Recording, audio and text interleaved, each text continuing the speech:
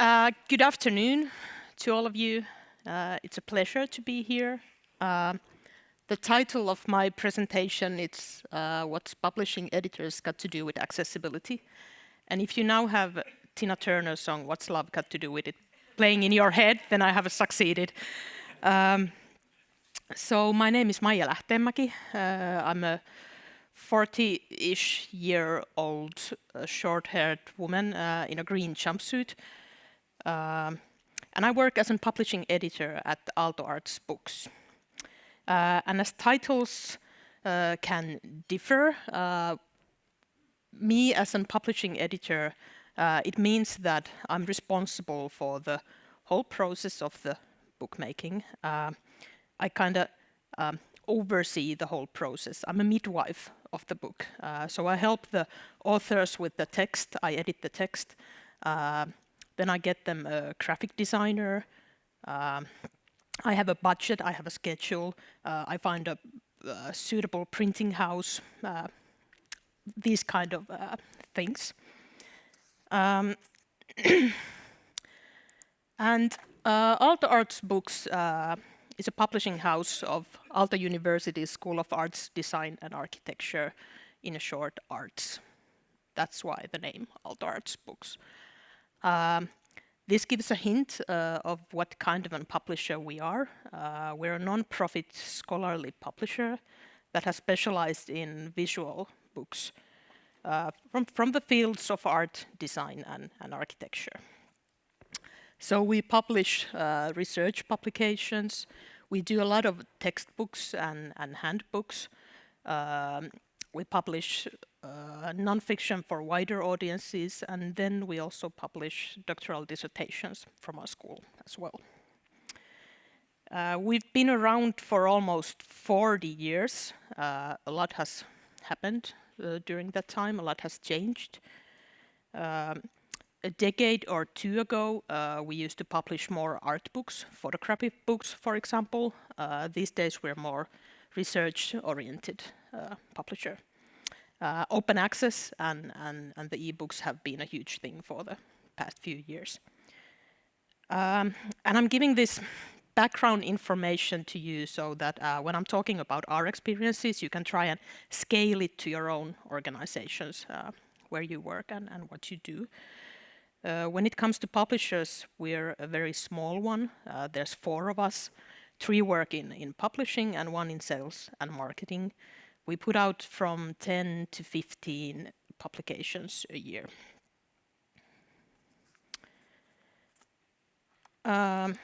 So, we're a publishing house of a design school.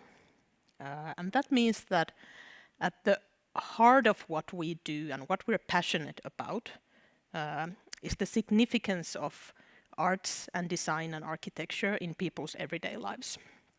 And we want to make that significance better known and more visible by our books. That means that we make visual books with a lot of images, with a strong graphical and material design. And we have this philosophy, it's a big word, but we believe that when it comes to books, form and content cannot be separated. And what I mean by this is that the form, the way the book looks and how it feels like, is not just something on the surface or something nice extra to add to the book. It's part of the content as well. So the layout of the book, the materials used in it, the way it is binded, the typeface, all of these, they give out messages in themselves. And all books have design behind them. This is true for all publishers. We're not alone in this. A well-made and well-designed and well-printed book is it's an object, it's an item. It stands the test of time. I believe we're all here more or less because we love books. And for example, what Elin and Richard told earlier today, it still gives me chills about the flesh and blood and the text and then the story of Richard's son. But if I compare the work we do at Aalto Arts Books to other publishers I have worked with as a publishing editor, I would say that with other publishers, the design process of the book usually starts when the script is being finalized. But with us, it starts earlier, so that the writing of the book and the designing of the book, they usually go hand in hand, and that way they affect each other. Here on my slide, you can see an image. It's a spread from a book called Interwoven. It was published last year. It's a book about woven textile design, and it's in a way a quite good example of the kind of books we make. It can be used in textile studies. It presents this new teaching method that has been developed in our university. It has almost 500 pages, almost 1,500 images. And if you can see, there are those black and white little squares, which are drafts for different kind of weaves. It's not available as an ebook. It's only made as a printed book. And now, some of you have already guessed at this point. Here comes the fun part. The way we are used to design our books, it clashes with accessible publishing. Our biggest challenges are this, that we are used to designing books as print first. We think of books as these printed objects, and that's how we design them. This philosophy of ours I was talking about the form and content being inseparable, it really clashes with accessible publishing, where form and content needs to be separated. And then there's always this question that the design of the book, the way it looks and how it feels, there are those messages that how we should express them in an accessible ebook, how to tell the same story that those things tell. While I was making this presentation, I started to think about audiobooks. So you have a book, a script, a text, but then you have two different readers. And while you're listening to those two readers, it's kind of like a different version of the book. They give out different atmosphere, and maybe something else rises up from the text with different reader. So there are those things in a book that are not just in the text. There's something else as well. And I want to be honest with you, we haven't answered these questions yet. We're still struggling with them. But we started to embark on this journey towards accessibility and accessible publishing a few years back. It was before I joined this team. And you may ask why, if it's been such a struggle. Well, there is, of course, the legislation, there's the act. But I think that maybe with us it came more from the notion that why on earth wouldn't we want to make books that our readers can access? So we have thought about accessibility, we have discussed about it, we have educated ourselves with it. And this is where we are now. Here is Unfolding Public Art. It's a book that's coming out about in a month, at the end of May, and it will be our very first accessible e-publication. The book is about the public art collection of our university. It also explains why public institutions invest in art. And as this collection is funded by public money and it's meant for everybody, that is the main reason we thought that this book should be available for everyone as well. And it was clear from the start that this is the book we wanted to make as accessible as possible. And I want to emphasize this because this reason behind the making of this accessible book, that because I believe that when it comes to accessibility, it's much more favorable and encouraging to think about it not only in the context of legislation, but to remember and also to comprehend that behind the legislation there are always people and their needs. And in short, accessibility is about equity.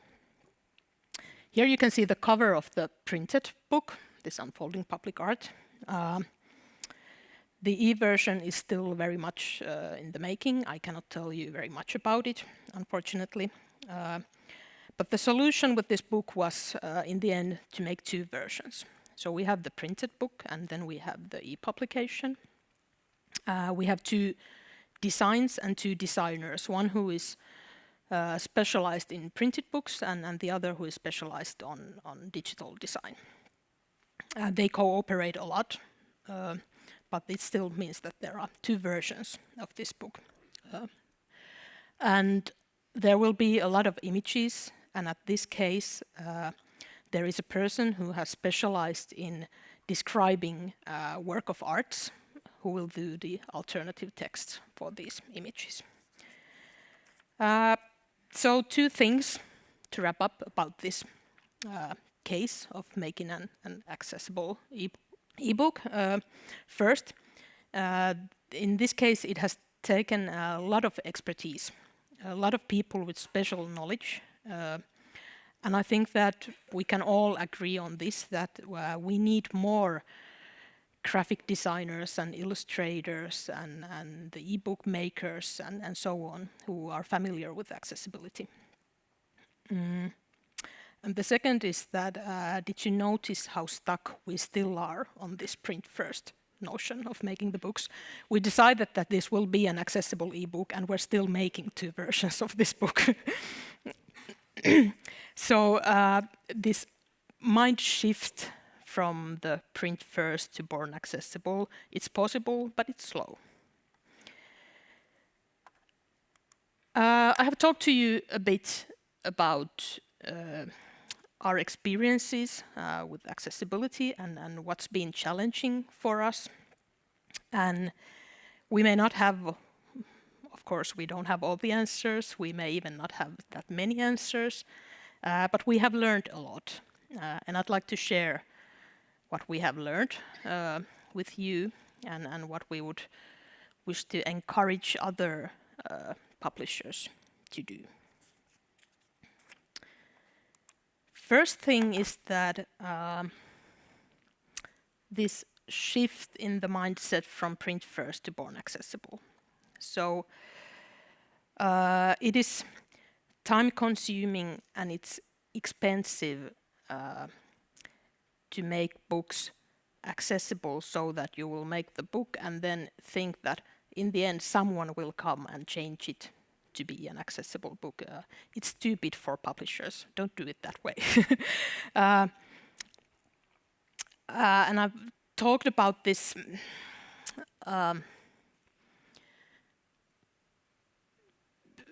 I've talked a bit about the importance of design in books, and I want to make clear that there is absolutely no need to stop doing books as these wonderful objects that can stand the test of time, and we just need to include accessibility and include e-publications to that process as well. How to get to the point where accessibility is present at all stages of making the book? From my experience, there's no circling around it. Everybody needs to know the basic principles of accessibility. I'm talking about accessibility in general, not just in publishing. After I know what and why I am doing, it's so much easier to understand what it means in my job. how to make these parts that are on my responsibility, how should I do them so that the outcome will be accessible. And flow charts or process charts or just simple lists are your friends here. So if there's, at the end of the line, there is this accessible ebook. So what needs to happen before that? At every point of making that book, what needs to happen is something that the publisher should think about. Here is a really, really simple example based on our work, how it could look like. First, there is the decision to publish something. Decision to will it be available as an ebook? What will it mean budget-wise? What will it mean schedule-wise? Then there is the actual making of the book, writing the book, editing the book. Is the language, is it understandable? What's the structure of the book like?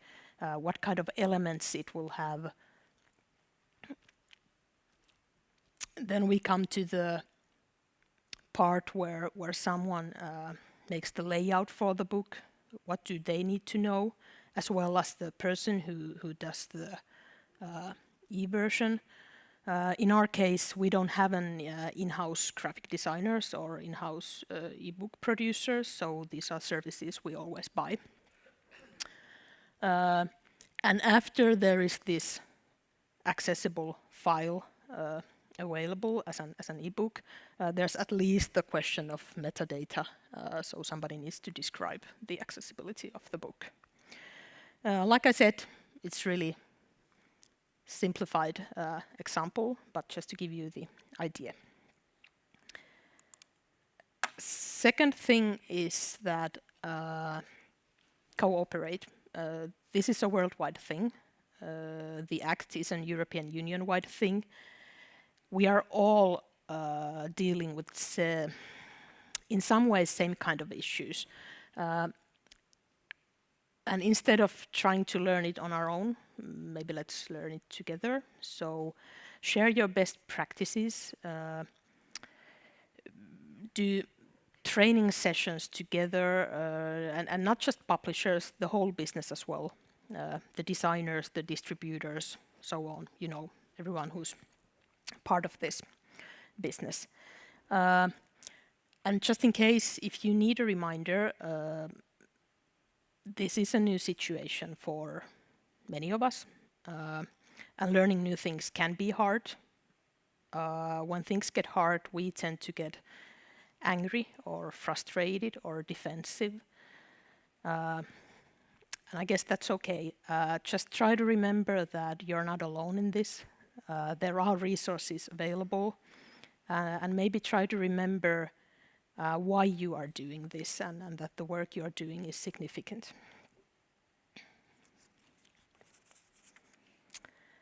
Third thing is that start with something.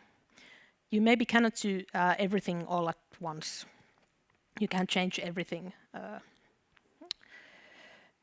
But try and start with maybe the easier parts.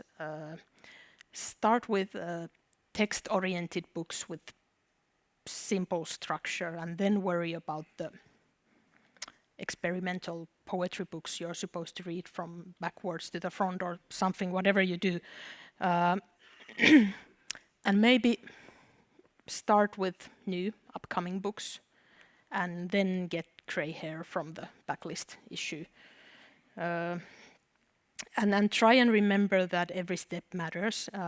If we think about legislation, well, then there is, of course, a level where we need to get to.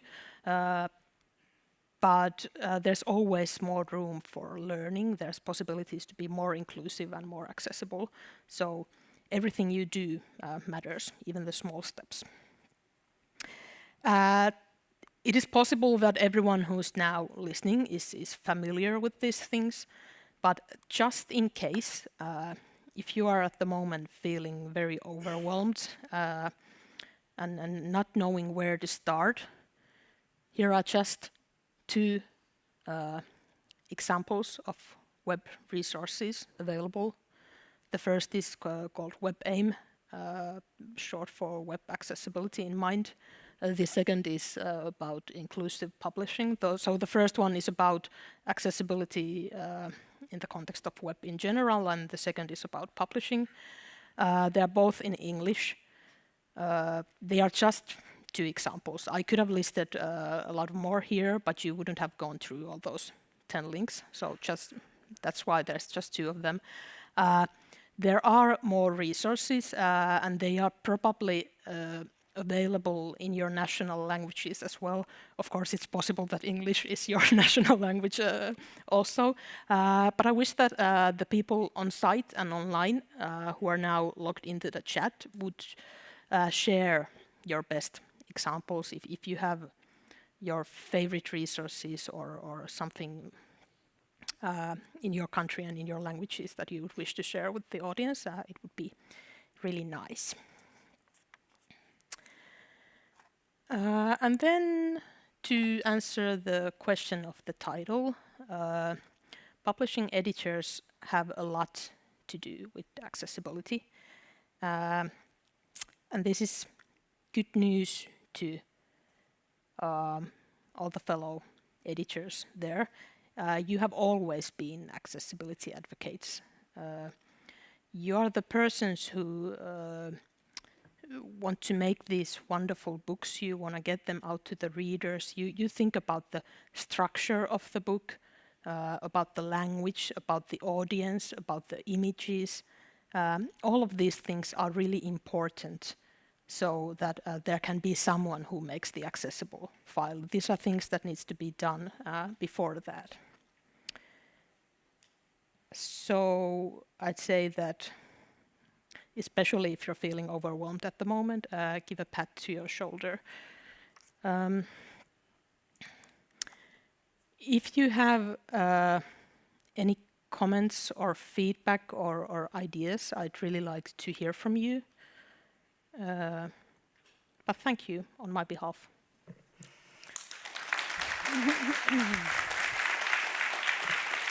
Thank you.